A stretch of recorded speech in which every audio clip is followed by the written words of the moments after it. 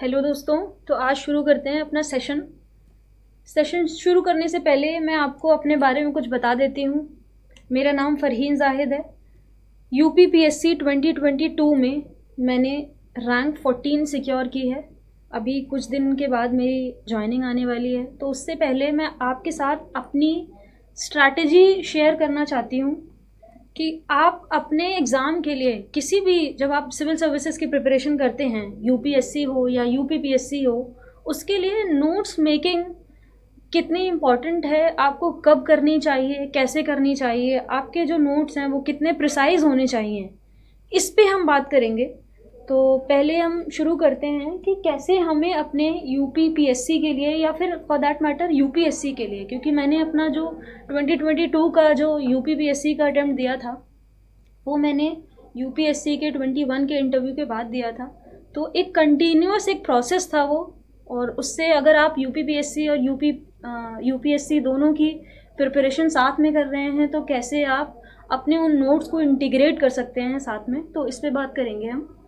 तो पहले हम ये देखते हैं कि हमें नोट्स जब हम बना रहे हैं तो हमें नोट्स को कब और कैसे शुरू करना है, हमें कब बनाने शुरू करने चाहिए।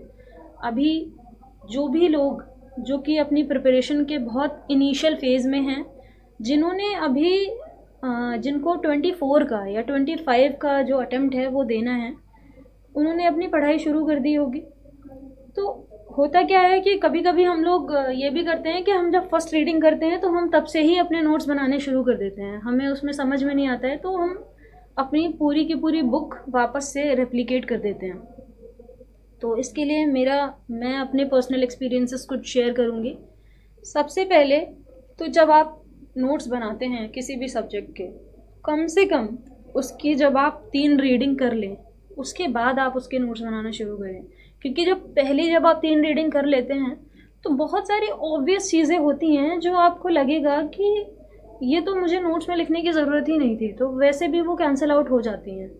तो हम इसमें बात करेंगे कि पहले शुरू में, जैसे कि अभी अक्टूबर का महीना चल रहा है, तो अक्टूबर और नवंबर जो 2 महीने हैं, इसमें आप बहुत अच्छे से अपना एक बार जो भी जीएस का कंटेंट है, जीएस 1 2 3 4 का कंटेंट है, जो बेसिक एनसीईआरटीज़ की बुक हैं जो आपको कवर अप करनी है, या फिर जो कन्वेंशनल बुक्स हैं जो सब पढ़ते हैं, जैसे कि आपको पॉलिटी में लक्ष्मीकांत की बुक पढ़नी है, या फिर आपको स्पेक्ट्रम पढ़नी है, या आपको इन्वायरमेंट की कोई बुक पढ़नी है, तो उसके लिए आपको शुरू के 2 महीने एटलीस्ट आपको जल्दी जल्दी you have to set a target कि मुझे 1 हफ्ते में ये इतना कवर करना है, और आपको स्टार्टिंग के जो 2 महीने हैं उसमें आपको वो कवर अप करना है।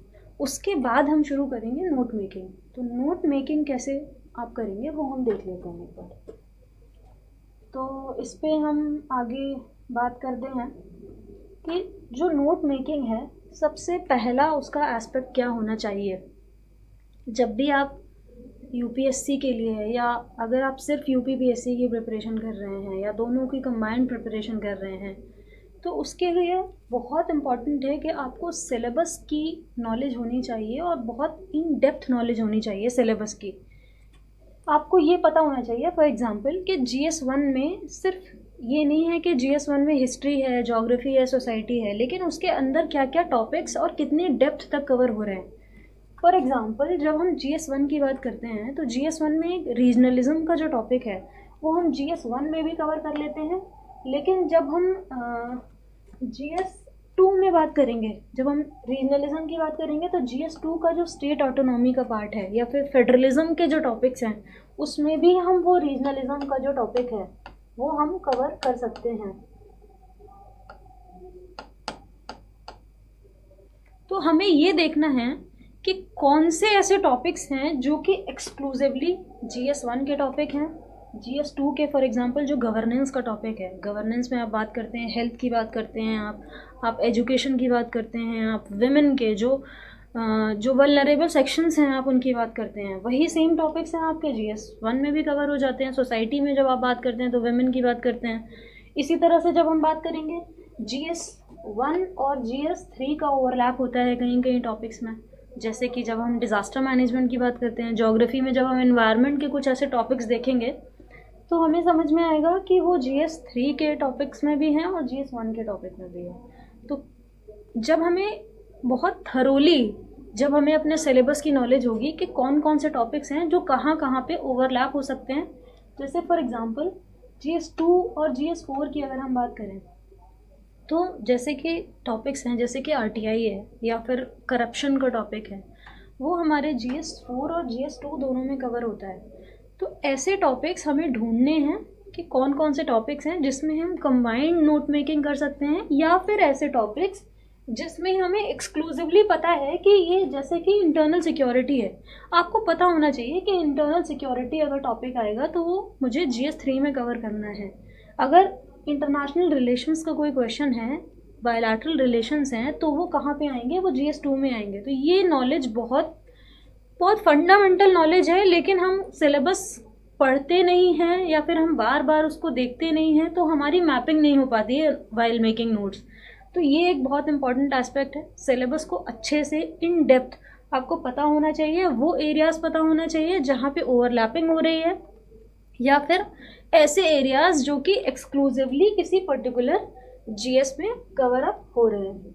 अब अगर एक बार हमें सिलेबस की नॉलेज हो गई है पूरी कि ये टॉपिक है, सेक्युलरिज्म का टॉपिक है या फिर सोशलिज्म, सोसाइटी के जो टॉपिक्स हैं वो हमारे GS1 में आएंगे। फॉर एग्ज़ाम्पल अगर हम 21 के मेंस की बात करें तो उसमें एक क्वेश्चन पूछा है, क्रिप्टो करेंसी में क्वेश्चन पूछा है। तो क्रिप्टो करेंसी जनरली हम पढ़ते हैं GS3 में, लेकिन वो क्वेश्चन सोसाइटी से कैसे रिलेट होके GS1 में पूछा गया है। तो जब आपको सिलेबस की इन डेप्थ नॉलेज होगी तो आप इंटीग्रेट कर सकते हैं अपने नोट्स को, और इस तरह से आप अपनी प्रिपरेशन को और ज़्यादा स्ट्रीमलाइन और ज़्यादा स्मूथ बना सकते हैं। तो आगे इस पे बात करते हैं। अब जब हमने सिलेबस एक बार देख लिया है, सिलेबस को कवर अप करने के बाद अब हमें क्या करना चाहिए। सिलेबस जब हमने कवर कर लिया है तो अब हमें ये देखना है नोट्स बनाने से पहले कि जो PYQs हैं, प्रीवियस ईयर क्वेश्चंस, उसको हमें सिलेबस के साथ मैपिंग करनी है। कुछ तो ऐसे जो क्वेश्चंस आ रहे हैं वो कुछ ऐसे क्वेश्चंस होंगे जो कि exactly to the point syllabus के साथ आपके ओवरलैप हो रहे होंगे डायरेक्टली। जैसे कि सपोज कुछ प्रोविजंस आपसे एग्ज़ाम में पूछ लिया है कि RPA 1951 का जो प्रोविजंस है वो आपसे पूछ लिए। सपोज कोई भी जो DPSP है, directive principles of state policy, वो आपसे डायरेक्टली पूछ लिया है। या फिर अगर ज्योग्राफी का कोई क्वेश्चन है तो बहुत डायरेक्टली कोई जियो फिजिकल फिनोमिना है जो GS1 में आएगा, वो आपसे उसने डायरेक्टली पूछ लिया है। तो एक तो ये होता है कि आपका सिलेबस आपको पता है और PYQ आप देखेंगे कि उससे डायरेक्टली एक क्वेश्चन सामने आपसे आपके रखा है। दूसरा क्या होता है कि सिलेबस में जो सब टॉपिक्स होते हैं जो आपको उसको पढ़ के एनालाइज करने पड़ेंगे, जिसमें हम अभी आगे बात करेंगे। फॉर एग्जांपल इंडियन सोसाइटी के जो बेसिक कैरेक्टरिस्टिक्स हैं, जो कि फंडामेंटल फीचर्स हैं इंडियन सोसाइटी के, सिलेबस में ये लिखा होगा कि fundamental features of Indian society क्या हैं। अब उसको देख के आप क्या क्या उससे परसीव कर सकते हैं, तो उसके लिए आपको PYQ में जाना पड़ेगा। PYQ में जब आप देखेंगे तो आपको ये जब आप PYQ की बात करेंगे तब आप ये देखेंगे, अच्छा फीचर्स ये हैं, कास्ट सिस्टम एक फंडामेंटल फीचर है इंडियन सोसाइटी का, तो कास्ट पे क्वेश्चंस आ रहे हैं। तो नोट मेकिंग आपको उन टॉपिक्स पे करनी है जिससे आपका सिलेबस कवर हो जाए, और सिलेबस ऐसे कवर हो जाए कि वो आपके PYQs के बेसिस पे जो आपके मोस्ट इम्पॉर्टेंट टॉपिक्स हैं या फिर जो रिकरेंट जो आपकी थीम्स हैं वो कवर हो जाएं, और आप अपना जो एग्ज़ाम के टाइम पे आपके पास जो बहुत कम टाइम होता है जब आप अपना रिवीजन करते हो, उसके लिए बहुत इफ़ेक्टिव आप नोट्स तैयार कर रहे हैं। तो इस पर हम लोग बात करेंगे। तो इसके लिए 1 to 1 आपको मैपिंग करनी पड़ेगी PYQs की और सिलेबस की, कि क्या टॉपिक सिलेबस में हैं और PYQs में उससे रिलेटेड वो क्वेश्चंस कौन से आ रहे हैं। नेक्स्ट हम इस पे बात करेंगे, एक एक करके हम देखते हैं मैपिंग आप कैसे करते हो। फॉर एग्जांपल जब हम बात करेंगे सबसे पहले GS1 की अगर हम बात करें तो जैसे salient features of Indian society, ये एक टॉपिक है GS1 में, सोसाइटी का टॉपिक है। जिसमें सिर्फ इतना लिखा है कि salient features of Indian society क्या है। अब हमें सेलिएंट फीचर्स को देखने के लिए कि कौन कौन से सेलिएंट फीचर्स हैं जो कि यूपीएससी के या यूपीपीएससी के जो फेवरेट हैं, जो वो बार बार पूछ रहे हैं, उसको देखने के लिए हमें क्या करना पड़ेगा? हमें ये देखना पड़ेगा कि प्रीवियस ईयर क्वेश्चंस क्या क्या पूछे गए हैं। मैं अपने भी थोड़े थोड़े जो नोट्स हैं मैंने अपने लिए जो यूपीएससी के लिए और जो यूपीपीएससी के लिए मैंने नोट्स अपने लिए बनाए थे, मैं उसके स्निपेट्स आपसे शेयर करूँगी साथ साथ में। लेकिन पहले एक एक करके हम ये देख लेते हैं कि वो मेरे लिए कैसे हेल्पफुल रहे, ताकि आपको एक आइडिया लग जाए कि हाँ, नोट्स में ये चीज़ें इंक्लूड करनी है। For example, caste is a fundamental feature of Indian society. तो जब हम कास्ट की बात करते हैं तो एक क्वेश्चन 2023 में क्वेश्चन पूछा है, why is cast identity in India both fluid and static. एक तो ये अभी लेटेस्ट क्वेश्चन है, जिसको क्योंकि मैंने अभी 2023 का यूपीएससी का मेंस भी लिखा है, तो इसीलिए मैं आपको ये एक्सपीरियंस भी बताऊंगी कि कैसे मैंने अपने जो प्रीवियस जो मैंने नोट्स जो अपने यूपीपीएससी में यूज़ किए थे और जो मैंने अपने पिछले 21 के यूपीएससी मेंस में यूज़ किए थे, तो वो चीज़ कैसे मैं यहाँ पे भी यूज़ करवा रही हूँ, मैं आपको उसका एक आइडिया दूँगी। जैसे कि 2023 में क्वेश्चन था, why is cast identity in India both fluid and static. दूसरा, अगर आप प्रीवियस ईयर में ही जाएंगे तो आप ये देखेंगे 2018 में भी एक क्वेश्चन पूछा था, caste system is assuming new identities and associational forms, hence the caste system can not be eradicated in India government. तो अब हमें ये देख लिया हमने कि ये क्वेश्चन में थीम जो है, जो एक कास्ट की एक थीम है, वो कैसे रिपीट हो रही है। अब हम जब अपने नोट्स बनाएंगे तो हमें अपने नोट्स बनाने हैं कि उसको हमें बहुत क्रिस्प रखना है और इतने बनाने हैं कि उससे कास्ट का कोई भी क्वेश्चन आएगा किसी भी फॉर्म में तो हम उसको आंसर कर पाएँ।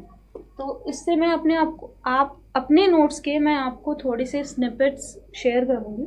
मैं दिखाऊंगी कि मैं अपने लिए कैसे इसमें नोट्स बनाती हूँ। तो ये मैंने अपने लिए कुछ कास्ट सिस्टम पे नोट्स बना रखे हैं। अगर आप देखेंगे, बहुत मैंने अपने लिए ऐसे नोट्स, इसमें ये 2 पेजेस के नोट्स हैं कास्ट सिस्टम। पहले तो मैंने ये दिखाया है कि कास्ट सिस्टम में होता क्या है। अगर कास्ट का क्वेश्चन आएगा तो मैं इंट्रोड्यूस कैसे करूँगी, कुछ मुझे बेसिक इन्फॉर्मेशन देनी है तो मैं कैसे दूँगी। फिर मैंने उसके कुछ डिफाइनिंग फीचर लिखे हुए हैं कास्ट के, जिससे मैं वैल्यू ऐड करूँगी अपने कास्ट सिस्टम के आंसर पे। फिर मैंने इसमें, क्योंकि कास्ट की जब हम बात करते हैं तो that is very specific about Indian society, जब हम इंडियन सोसाइटी के बेसिक फीचर की बात कर रहे हैं, तो फिर मैं इसमें ये इंक्लूड करूँगी कि इंडिया में जो कास्ट है वो कैसे स्कैटर्ड है, उसका एक डिफाइनिंग फीचर जो मैंने अभी बता रखा है उसको मैं एलैबोरेट करने की कोशिश करूँगी अपने नोट्स में। और लास्ट मैं ये दिखाऊँगी कि कैसे जो कास्ट सिस्टम है वो कैसे मैंने अपने नोट्स में जैसे इंक्लूड किया था कि डाइल्यूटिंग कास्ट रिजिडिटीज़ कैसे वो चेंज हो रहा है, डायनामिक कैसे है, एंड कास्ट सिस्टम कैसे स्टिल परसिस्ट। तो ये मैं मेरे अपने जो प्रीवियस जो मेरे अटेम्प्ट्स थे उसके लिए मैंने अपने नोट्स बनाए थे, जो कि मुझे अभी 2023 के जो मेंस है उसमें भी मुझे काफ़ी हेल्पफुल रहा।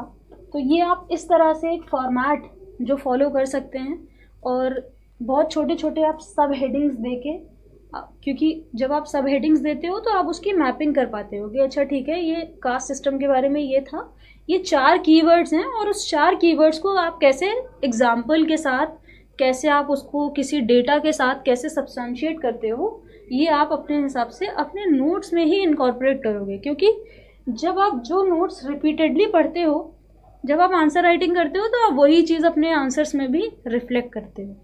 ठीक है, तो ये एक GS1 का एक एग्जाम्पल मैंने आपको बताया है कि कैसे आप अपने GS1 के जो नोट्स हैं, इसी तरह आप जब बात करोगे GS1 में ज्योग्राफी के नोट्स बनाओगे, तो ज्योग्राफी में कुछ टॉपिक्स हैं ऐसे, जैसे कि डिज़ास्टर मैनेजमेंट है, कभी वो GS3 में भी पूछेगा, कभी GS1 में भी पूछेगा। या फिर जो जियो फिजिकल फिनोमिना है, वोल्केनिज्म की बात करें, या फिर हम बात करें अगर हम कॉन्टिनेंटल ड्रिफ्ट की बात करें, तो कुछ बेसिक ऐसी जो फंडामेंटल चीज़ें हैं जो कि आपके नोट्स में जो कि रेडी रहना चाहिए कि any day it can be a question and you should be able to answer that question in a more organised way. तो हम आगे GS1 के बाद हम बात करते हैं, GS2 का भी एक क्वेश्चन हम ले लेते हैं कि कैसे आप GS2 में कैसे काम करोगे। GS2 में जब हम देखेंगे, फॉर एग्जांपल मैंने ये 2 क्वेश्चंस यहाँ पे लिए हैं GS2 के।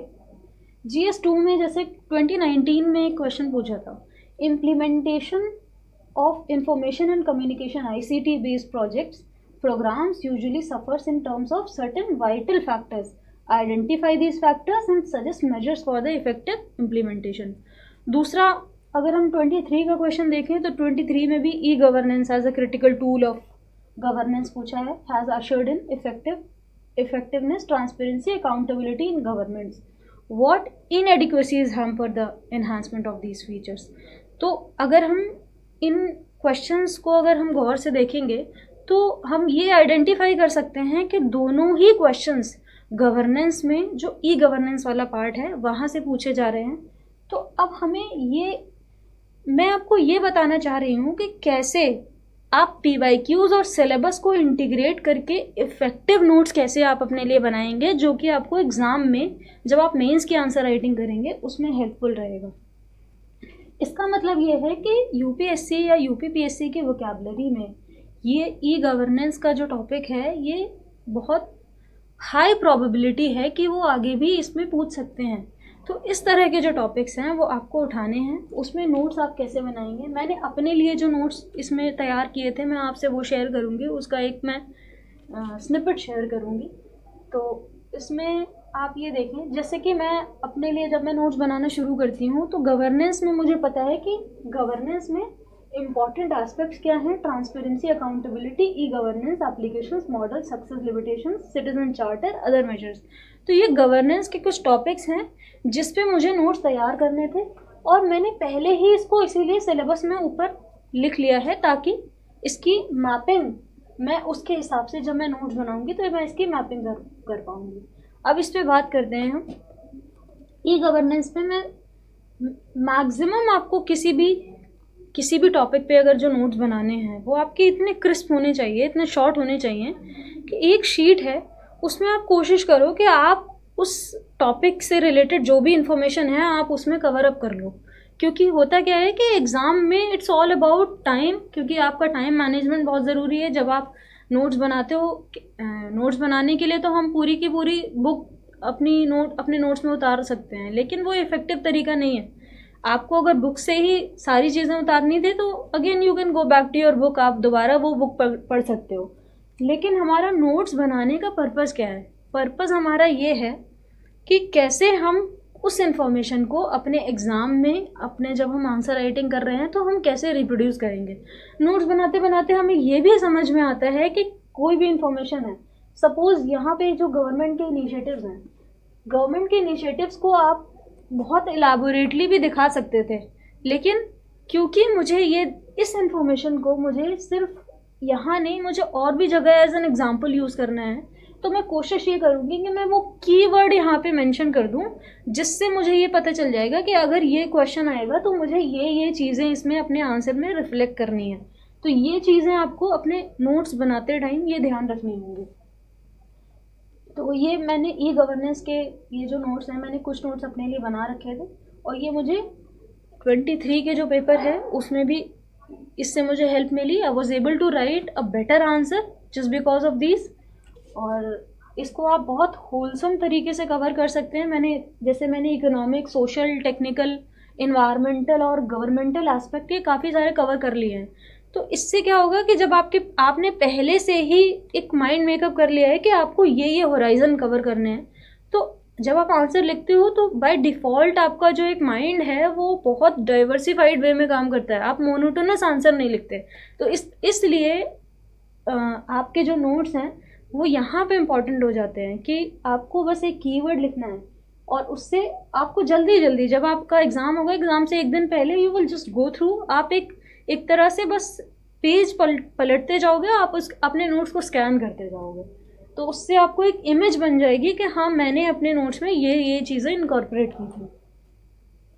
नेक्स्ट हम इसमें बात करते हैं, ये ICT के मैंने 2 पेज के नोट्स बना रखे थे, इससे मुझे काफ़ी हेल्प मिली अपने 23 के अटेम्प्ट में भी। और ये सारे नोट्स मैंने इसी तरह से अपने UPPSC 2022 के अटेम्प्ट में, जिसमें मुझे 14th रैंक आई थी, उसमें भी मैंने इसको इसी फॉर्मेट में, क्योंकि जब आप नोट्स बनाते हो तो कभी कभी आप चार्ट भी बनाते हो, कभी आप टेबल बनाते हो, कभी आप कोई डायग्राम बनाते हो, तो वो भी आपको नोट्स बनाते बनाते उसकी भी प्रैक्टिस हो जाएगी कि आपको क्या, कैसे, कहाँ पे, कौन कौन से डायग्राम्स, क्या चीज़ें इनकॉर्पोरेट करनी है।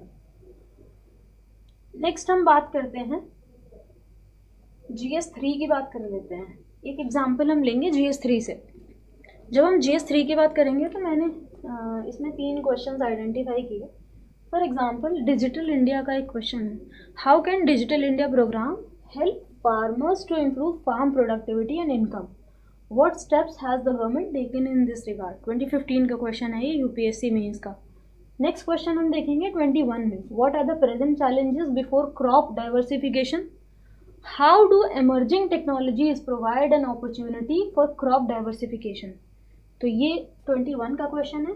थीम अगर आप देख रहे होंगे तो आपको समझ में आ रहा होगा कि थीम में कैसे डिजिटल इंडिया और फार्मर्स को कनेक्ट किया है। यानी कि अगर हम इसमें टॉपिक पे जाएंगे तो टॉपिक मुझे याद आता है, एकदम से स्ट्राइक करता है कि हाँ ये टॉपिक है ई गवर्नेंस या e technology in the aid of farmers, ये GS3 का topic.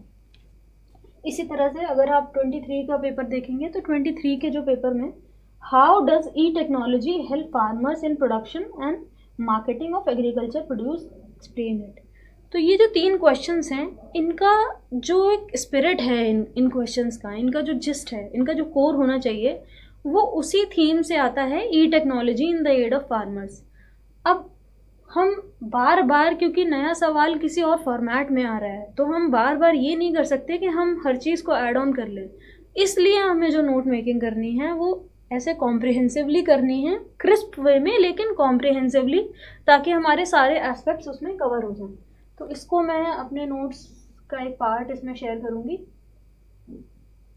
E technology in the aid of farmers, जैसे कि मैंने अपने लिए प्रिपेयर किया। अब जब आप नोट्स बनाते हैं, कोई भी किसी भी टॉपिक पे आप नोट्स बनाते हैं, तो अब आपको ये, जैसे मैंने अपने लिए बनाया है, तो मैं कहाँ कहाँ से इन्फॉर्मेशन लूँगी। जब आपने ये देख लिया कि PYQ में ये टॉपिक पूछा है और आपने ये देखा कि सिलेबस के ये इस पार्ट से इसको आप कवर कर सकते हैं, तो उसके बाद आपको करना क्या है। आपको करना ये है कि बहुत सारे मटेरियल मार्केट में अवेलेबल हैं, बहुत सारे कोचिंग के मटेरियल्स हैं। आपको जो भी उसमें से जो बेटर जो मटेरियल आपको लगता है, ऐसा ज़रूरी नहीं है कि आप एक किसी कोचिंग को रेफ़र कर रहे हैं तो आपको बार बार वही कंटेंट आपको देखना है। आप उसके लिए ये कर सकते हैं कि आप मल्टीपल टॉपिक्स के लिए मल्टीपल आप सोर्सेस को रेफ़र करके, और उसमें से जो भी आपको बेस्ट पार्ट लग रहा है वो आप इनकॉर्पोरेट करें। कोई भी इन्फॉर्मेशन जो कि आपको लेटेस्ट मिलती है, या फिर कोई डायग्राम आपको मिलता है, कोई ऐसा स्कीमेटिक्स आपको मिलता है, कोई मैप मिलता है, वो आप उसमें ऐड ऑन कर सकते हैं। और ये जो नोट्स मेकिंग का जो प्रोसेस है, ये आपका कंटिन्यूस प्रोसेस है थ्रू आउट योर प्रिपरेशन। ऐसा नहीं है कि एक बार आपने बना के रख दिया तो वो बार बार बस वही चीज़ काम आएगी। आप बार बार उसको ग्रेजुअली मॉडिफाई भी कर सकते हैं। और नई इन्फॉर्मेशन, जब आप न्यूज़पेपर पढ़ते हैं तो आपको लगता है कि हाँ, ई टेक्नोलॉजी में कोई नई टेक्नोलॉजी आई थी जो मुझे इसमें अपने नोट्स में ऐड कर लेनी चाहिए, तो आप उसमें बार बार ऐड ऑन भी कर सकते हैं। आप डिफरेंट सोर्सेस से उसको मॉडिफाई कर सकते हैं, उसको अपडेट कर सकते हैं अपने नोट्स को। तो जैसे कि आप देख रहे होंगे कि मैंने बाद में रेड से कुछ चीज़ें ऐड ऑन की हैं यहाँ पे अलग से। जब मैं पढ़ते जब मुझे कोई एकदम से, जब मैं पढ़ूंगी इसको तो मुझे कोई एग्जाम्पल याद आएगा, तो मैं कोशिश ये करती थी कि फिर मैं बाद में उसको ऐड ऑन करूँ। और ऐड ऑन करने के लिए मैं डिफरेंट अलग अलग तरह के पेन्स का, क्योंकि आपके अपने नोट्स हैं, जब आपको खुद पढ़ने में इंटरेस्ट आएगा तो ही वो आपके लिए भी इफ़ेक्टिव होंगे। क्योंकि आप ऐसा होता है कि एक बार तो आपने नोट मेकिंग करी और आपने बहुत रफली उसको लिख दिया है, लेकिन जब तक आपके नोट्स आपको खुद को समझ में नहीं आएंगे तो वो आपके लिए यूज़लेस हैं। तो इसीलिए थोड़ा सा एफर्ट लगाना पड़ेगा उसमें, आपको इंटरेस्ट दिखाना पड़ेगा अपने जब आप नोट बना रहे हैं तो उसमें इंटरेस्ट भी दिखाना पड़ेगा। तो it can pay you back very effectively. और देख लेते हैं इसमें, जैसे कि मैंने e technology in the aid of farmers में काफ़ी चीज़ें, सिग्निफिकेंस उसका कवर किया है, मैंने उसमें डिजिटल एग्रीकल्चर में क्या कर सकते हैं, इंट्रोड्यूस कैसे करेंगे। इनफैक्ट मैंने एक कोड भी लिख रखा है कि कैसे आप जब भी अगर टेक्नोलॉजी का कोई क्वेश्चन आता है एग्रीकल्चर से रिलेटेड, तो मैं पहले से माइंड मेकअप कर लूँगी कि अगर ये वाला ऐसा क्वेश्चन आएगा तो मैं ये कोड यूज़ करूँगी। इस तरह से आप मल्टीपल टॉपिक्स में रेडीमेड आप अपने खुद के नोट्स तैयार कर सकते हैं। तो देख लेते हैं इसमें, जैसे कि सिग्निफिकेंस, चैलेंजेस, गवर्नमेंट की इनिशिएटिव्स, केस स्टडीज़, और इसके अलावा मैंने और भी बहुत सारी टेक्नोलॉजी जो क्रॉप डाइवर्सिफिकेशन के लिए इस्तेमाल कर रहे हैं अलग अलग तरह से, जैसे कि एक्वापॉनिक्स है, डिजिटाइजेशन है, बहुत सारी चीज़ें मैंने इसमें इनकॉर्पोरेट की हैं। तो जब भी कोई ऐसा सवाल आएगा जो GS3 में एग्रीकल्चर में वो क्वेश्चन पूछ रहे हैं और मुझे टेक्नोलॉजी से उसको, टेक्नोलॉजी के एग्जांपल्स या फिर ऐसी चीज़ें जहाँ पे मुझे डिजिटल एग्रीकल्चर बताना है, तो बहुत इजीली मैं इसकी हेल्प से कर सकती हूँ। इसके लिए मुझे बहुत ज़्यादा 20 पेज का या फिर अलग से मुझे बहुत ज़्यादा मटेरियल पढ़ने की बार बार ज़रूरत नहीं पड़ेगी। होता क्या है कि जब हम बार बार डिफरेंट मटेरियल पढ़ते हैं तो उसकी एक डिफरेंट इमेज बनती है बार बार दिमाग में, क्योंकि सेम कंटेंट है और अलग अलग तरह से अलग अलग मटेरियल में लिखा हुआ है। लेकिन आपके जो अपने नोट्स हैं, तो होता क्या है कि जब आप अपने नोट्स बना लेते हो, आप बार बार, ये भी गलतफहमी रहती है कि एक बार आपने नोट्स बना लिए हैं तो आपको सब कुछ याद रहना चाहिए। ऐसा कुछ भी नहीं है। जब आप अपने नोट्स को बार बार पढ़ते हैं तो उसकी एक इमेज बनती है, मेंटल मैप बोलते हैं इसको।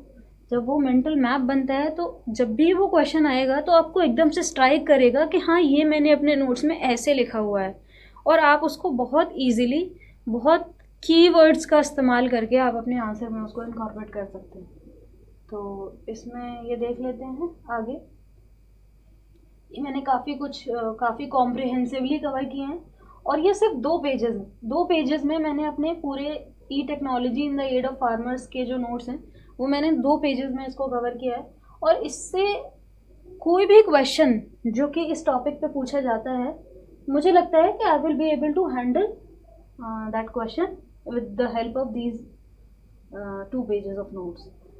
अब इस पे तो हमने यूपी जो जनरल पेपर्स हैं उस पर तो बात कर ली है, क्योंकि हम यहाँ पे UPPSC की भी बात कर रहे हैं। तो UPPSC में जो नया ट्रेंड आया है जिसमें यूपी के स्पेशल पेपर्स हैं, पेपर 5 और 6 2023 से जो पेपर्स हैं वो आए हैं। मैंने जब 22 का जो अटेम्प्ट दिया था उसमें ऑप्शनल का पेपर होता था, उसमें यूपी स्पेशल पेपर नहीं होता था।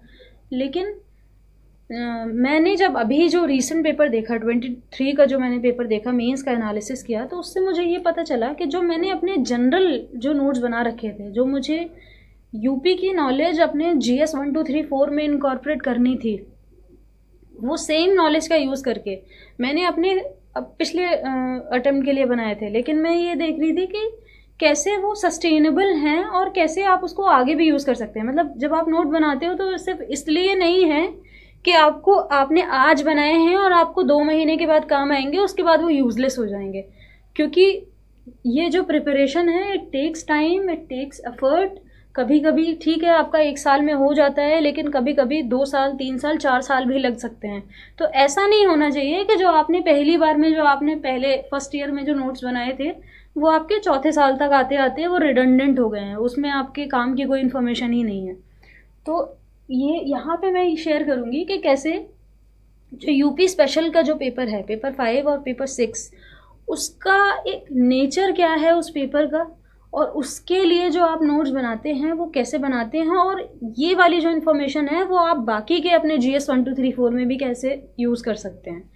तो अगर हम देखें, क्योंकि अब तो यूपी में मुझे यूपी का 23 का एग्ज़ाम नहीं देना था, तो यूपी के जो नोट्स हैं वो मैंने पहले बना रखे थे। अब मैं आपको ये दिखाना चाहती हूँ कि कैसे वो पिछले नोट्स अभी के जो यूपी स्पेशल पेपर 5 और 6 हैं उसमें भी कैसे इफ़ेक्टिव हैं।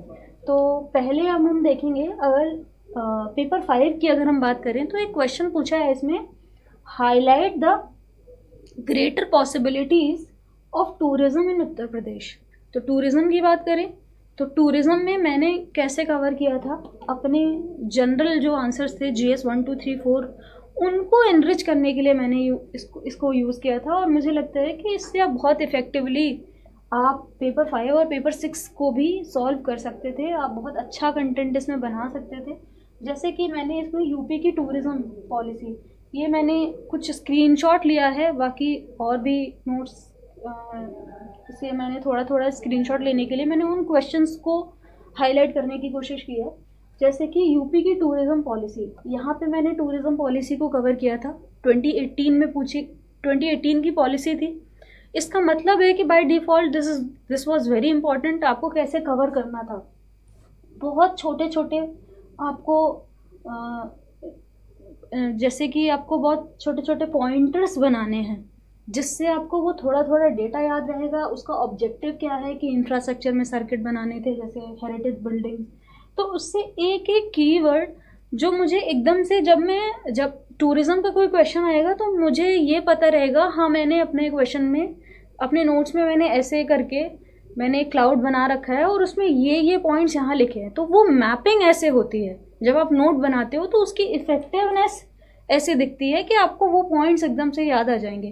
क्योंकि आप बुक की तरह आप अपने नोट्स नहीं बना सकते। आप जब लिखना शुरू करोगे तो you can not right everything in your notes, तो आपको इसलिए वो इफेक्टिव बनाना है।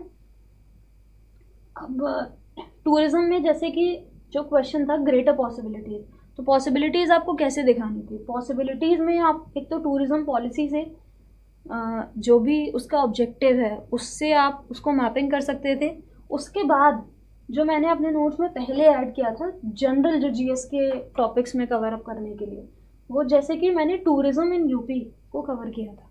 टूरिज़्म इन यूपी में मैंने एक लाइन पहले ही मैंने ऐड ऑन करके बाद में जब मैं उसको अपडेट करती थी, जैसे कि यूपी नहीं देखा तो कुछ नहीं देखा, तो मैं पहले से ही एक माइंड मेकअप करती थी कि मुझे हाँ ये वाली लाइन है, तो टूरिज़्म का कोई क्वेश्चन आएगा तो मैं कंक्लूजन में ये वाली लाइन ऐड करूँगी यहाँ पे। और इसी तरह से मैंने एक एक करके जो बहुत छोटे छोटे पॉइंटर्स हैं, जो बहुत यूपी स्पेसिफिक इन्फॉर्मेशन है, वो यहाँ पे मैंने लिख रखी है। जैसे कि भारत गौरव टूरिस्ट ट्रेन है, या फिर रोपवे है मथुरा चित्रकूट। इस तरह की जो इन्फॉर्मेशन है ये आप अपने जीएस का जो स्पेशल पेपर है यूपी का, पेपर 5 और पेपर 6, उसको यूज़ करने के लिए, जैसे टूरिस्ट सर्किट्स हैं, 10 टूरिस्ट सर्किट्स हैं अलॉन्ग विद द एग्जांपल्स। क्योंकि जब आप यूपी की बात करते हैं, यूपी स्पेशल पेपर की बात करते हैं, तो आपको उसमें क्या करना है कि यूपी स्पेशल आपको दिखाना है by referring to certain places, ताकि एग्जामिनर को ये लगना चाहिए कि yes you have the information of UP, specific information about UP. जैसे कि जब आप बुंदेलखंड सर्किट की बात करते हैं यहाँ पे, तो बुंदेलखंड सर्किट में आपको पता होना चाहिए कि Bundelkhand circuit is about Banda, Chitrakoot, Mahoba, Jhansi etcetera. तो इस तरह से जब आप अपने नोट्स बनाएंगे तो आप उसको कॉम्प्रिहेंसिवली बनाने की कोशिश करें, जिससे आपकी मैक्सिमम इंफॉर्मेशन कम स्पेस में कवर हो जाए। फिर हम नेक्स्ट एक बार बात कर लेते हैं, एक और क्वेश्चन देख लेते हैं हम यूपी का, जो कि यूपी स्पेशल पेपर 5 2023 में पूछा गया था कि what are the objectives of Uttar Pradesh data centre policy 2021। तो ये जो ऑब्जेक्टिव्स हमारे जो डेटा सेंटर पॉलिसी के पूछे गए हैं, तो मैं ये स्क्रीनशॉट मैं आपसे जो शेयर कर रही हूँ, ये नोट्स का जो स्क्रीनशॉट है, ये मैंने ऐसे छोटे छोटे बॉक्सेस बना के एक पेज में बहुत सारे 10-12 ऐसे छोटे छोटे बॉक्सेस बना के मैंने सारी पॉलिसीज़ जो हैं, इस तरह के प्रोग्राम्स हैं, वो ऐसे मैपिंग कर ली। इनकी मैपिंग करने से क्या हुआ कि मुझे वो चीज़ें ज़्यादा से ज़्यादा याद रहीं। डेटा सेंटर पॉलिसी 21 की थी, इसीलिए मैंने वो 22 वाले अटेम्प्ट के लिए अपने पहले से उसको तैयार करके रखा था कि उसमें कुछ इसका जो बेसिक डेटा है क्या होना चाहिए, क्या एक तो इसका टारगेट है उस पॉलिसी का, कुछ ऑब्जेक्टिव्स होते हैं। फिर आप, क्योंकि जनरल कंटेंट तो आप सभी लिखने वाले हैं, लेकिन अब हमें उसको बनाना है यूपी के लिए, हमें उसको कुछ स्पेसिफिक इन्फॉर्मेशन देनी है। उसके लिए आप छोटे छोटे इस तरह से नोट्स अपने यूपी स्पेशल पेपर के लिए तैयार कर सकते हैं। और इस तरह से फिर आप जगह जगह जहाँ पे भी कुछ ऐसी जोग्राफिकल इन्फॉर्मेशन है, ये तो इस कंटेक्स्ट में नहीं है, स्मार्ट सिटीज़ है, जैसे एस्पिरेशनल डिस्ट्रिक्ट प्रोग्राम है यूपी का, तो यूपी की कौन से एरियाज़ में हैं, आप उनको ऐसे मैप के थ्रू भी मैपिंग करके दिखा सकते हैं। नेक्स्ट एक और हम क्वेश्चन इसमें कवर करते हैं नेक्स्ट हम जब देखेंगे, ये जैसे कि एक क्वेश्चन पूछा है, ये पेपर 6 का क्वेश्चन है, what are the major schemes for empowerment and welfare of divyangjan in Uttar Pradesh. तो ये social justice and social empowerment का क्वेश्चन है ये। तो ये पेपर 6 में क्वेश्चन पूछा था। ये मैं अपने पिछले जो अटेम्प्ट था मेरा 2022 का अटेम्प्ट था, जिसमें मुझे 14th रैंक आई थी, ये मैं वो वाले नोट्स आपसे शेयर कर रही हूँ। और मैं ये दिखाना चाह रही हूँ कि कैसे 23 के अटेम्प्ट के लिए भी वो उतने ही यूज़फुल थे जितना मुझे अपने लिए जो जनरल पेपर्स में मैंने ये इन्फॉर्मेशन यूज़ की थी उसमें जितना ये काम आए थे। तो उसके लिए जैसे कि बहुत छोटे छोटे एक लाइन के कुछ स्कीम्स हैं उनसे रिलेटेड जो कि यूपी के लिए इम्पॉर्टेंट है, वो आपको इसमें कवर करनी है। क्योंकि डिफरेंटली एबल्ड या फिर दिव्यांगजन के लिए जब आप इन्फॉर्मेशन लिखेंगे तो जनरल इन्फॉर्मेशन हर कोई लिखेगा, लेकिन अब आपको उसको यूपी स्पेशल बनाना है। तो यूपी में कौन सी स्कीम्स चल रही हैं, तो उसके लिए भी फिर से हम यही बात करते हैं कि अब इसमें हमें सोर्सेस क्या रेफ़र करने हैं। तो सोर्सेस के लिए आप यूपी स्पेशल के लिए भी मल्टीपल जो कोचिंग्स हैं उनसे उनका जो मटेरियल है आप उनको रेफ़र कर सकते हैं। आप स्टडी IQ का मटेरियल भी रेफ़र कर सकते हैं। इसके अलावा एक जो बहुत ऑथेंटिक सोर्स ये है कि आप यूपी गवर्नमेंट की जो वेबसाइट है आप उसमें जाइए, उनकी मिनिस्ट्री की जो इन्फॉर्मेशन है उसमें बहुत सारी स्कीम्स दी होती हैं। उसमें अलग अलग जो सेक्शंस ऑफ पॉपुलेशन है, विमेन से रिलेटेड स्कीम, चिल्ड्रन से रिलेटेड स्कीम, इस तरह की बहुत जो लेटेस्ट स्कीम है जो अभी इस टाइम पे यूपी में चल रही हैं, वो वाली जो स्कीम्स हैं वो आप ज़रूर इनकॉर्पोरेट करने की कोशिश करिए। उससे क्या होगा कि क्योंकि जो एग्ज़ामिनर आपकी कॉपी चेक कर रहा है वो उन स्कीम्स पे ज़्यादा, क्योंकि जो स्कीम्स चल रही होती हैं करेंटली वो सबको पता होती हैं, वो इन एग्ज़ामिनर्स को भी पता है। तो रैदर देन राइटिंग कोई रिडंडेंट स्कीम है जो कभी बंद हो गई है, उसके जगह आप करंट जो स्कीम्स हैं वो आप मिनिस्ट्री के जो डेटा है, जो गवर्नमेंट का डेटा है, आप उससे निकाल सकते हैं। और छोटे छोटे आप पॉइंटर्स बना के इन्फॉर्मेशन को ऐसे आप अपने लिए ऑर्गेनाइज कर सकते हैं, ताकि एग्ज़ाम में जब आपको लिखना हो, एग्ज़ाम से पहले इनफैक्ट जो एग्ज़ाम के बीच में जो 2 घंटे का टाइम होता है उसमें भी आप जल्दी जल्दी पेज को फ्लिप करके वो सारी इन्फॉर्मेशन, एटलीस्ट वो जो मैपिंग आपने कर रखी है वो आपके काम आ जाए, ताकि वो आप अपने एग्ज़ाम में रिप्रोड्यूस कर पाएँ। तो इस तरह से आप अपने नोट्स तैयार कर सकते हैं पेपर 6 के लिए। और एक और क्वेश्चन देख लेते हैं हम इसमें। एक क्वेश्चन पेपर 6 का क्वेश्चन है ये यूपी स्पेशल का, कि analyse the importance of minerals in industrial development of Bundelkhand region of Uttar Pradesh. तो बुंदेलखंड रीजन का जो मिनरल डेवलपमेंट है उसके बारे में क्वेश्चन पूछा है।